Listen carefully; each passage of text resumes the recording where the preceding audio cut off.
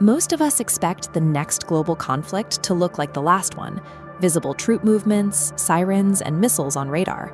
But modern life relies on a fragile, invisible lattice of energy and supply chains.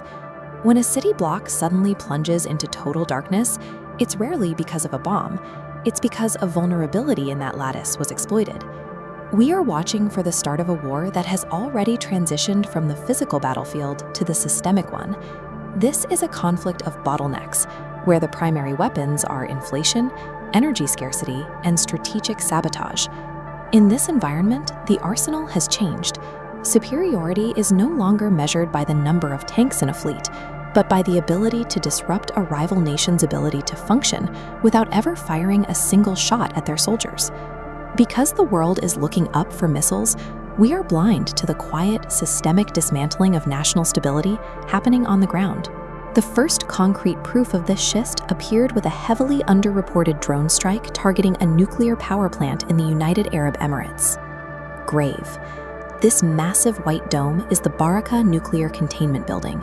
It represents a $20 billion investment in regional energy security. A successful breach of this core would trigger a radiological catastrophe across the Persian Gulf. The math of this engagement is what defines modern warfare. A cheap, untraceable drone costing less than $1,000 can effectively hold a multi-billion-dollar piece of critical infrastructure and the stability of the surrounding region hostage. This single strike creates a ripple effect. It demonstrates that the most vital nodes of global energy are now vulnerable to asymmetrical attacks that traditional military power cannot easily stop. If a future strike fully compromises a facility like Barakah, the immediate environmental terror would be the first phase of a global collapse. Prevailing wind currents pick up atmospheric particles from the UAE and carry them across the Arabian Sea. The currents would paint a sprawling, toxic red contamination zone over the agricultural heartlands of India, trapping millions in a radioactive dead zone.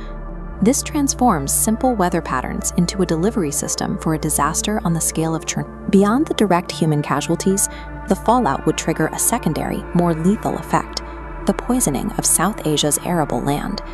Billions depend on these farmers harvesting a golden wheat field.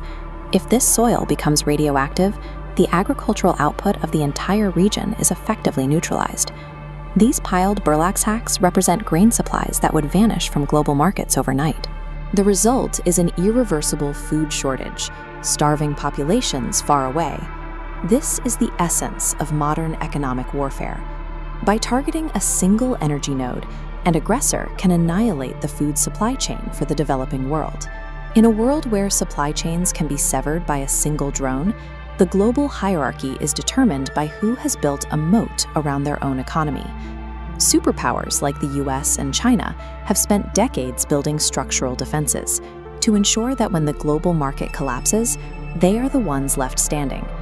This sign shows the status of the Bryan Mound Strategic Petroleum Reserve. These massive domestic energy stockpiles act as a critical buffer. They allow a superpower to remain operational while the rest of the world's energy markets face total, unmanageable volatility. While smaller nations scramble, massive container ships move within monolithic networks. Dominant powers have built economic fortresses, staying secure even as global logistics fail. The board is effectively rigged. The structural advantages held by superpowers ensure that when a systemic catastrophe hits, innocent nations absorb the lethal blow, while giants remain insulated. For countries like India, the reality of being caught in this economic crossfire is already beginning to manifest. Any threat to regional energy stability causes fuel prices to surge globally. This triggers a cascade of hyperinflation, making the cost of basic logistics, farming, and electricity unaffordable for the average citizen. These men hoisting red LPG gas cylinders are protesting because the cost of basic survival has been driven beyond their reach. This is the front line of the war, not a trench, but a grocery store. Engineered energy crises and inflation are actively tearing societies apart, while the world waits for a traditional declaration of war that may never come. Over the next 6 to 12 months, this framework of economic sabotage and resource starvation will rapidly accelerate. A vibrant open-air market can empty out and decay in a matter of months when its supply chains are severed. The death toll from engineered famine and economic collapse will rival the casualties of any past world war. We are already living in the early stages of World War III. The trap has been sprung, the pieces are moving, and the collateral damage is already being counted.